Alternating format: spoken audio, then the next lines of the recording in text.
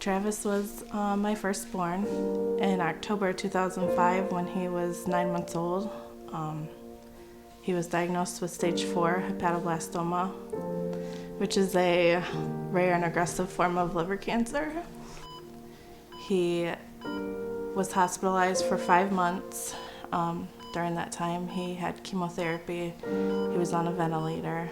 They took out 75% of his liver to make sure they got all the tumor out. He followed that with a few more months of chemotherapy, and by January 2006, he had reached his $1 million cap. The $1 million seems like a lot of money, that you would never think you'd exceed that in a lifetime, but my son exceeded that in 3 months.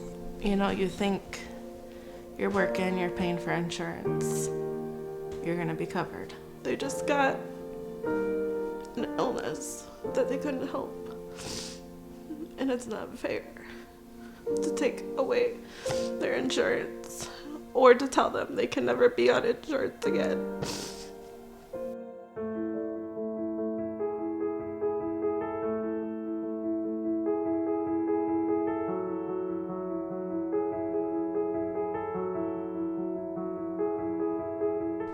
Today, health insurance reform becomes law in the United States of America. This year, tens of thousands of uninsured Americans with pre-existing conditions, the parents of children who have a pre-existing condition, will finally be able to purchase the coverage they need. This year, insurance companies will no longer be able to drop people's coverage when they get sick.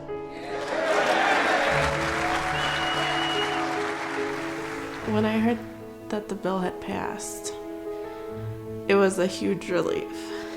It was happy, it was tears of joy. It was not having to worry anymore. Being able to focus on Travis and keeping him healthy. I should never have to worry about insurance. He had a liver transplant, and from that point on, he has been in remission. So he's 7 now. He'll be 8 this December and going into 1st grade. 100% healthy.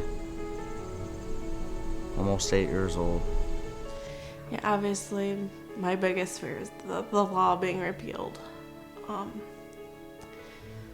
I know maybe it's not perfect and it needs, fixed here or there. But I don't think taken away again is gonna fix anything.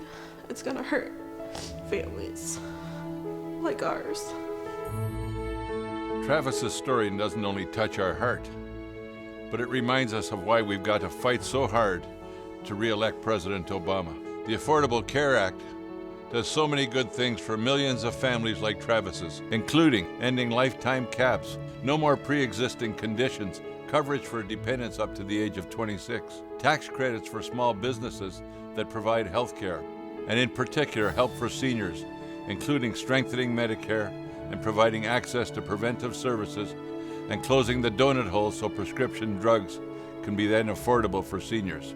Millions of American families are depending on the Affordable Care Act, including tens of thousands of our own sisters and brothers in the Steelworker families. This November when you vote, keep Travis Turner in mind. Keep the millions of families that will be helped by the Affordable Care Act in mind. And don't forget to vote.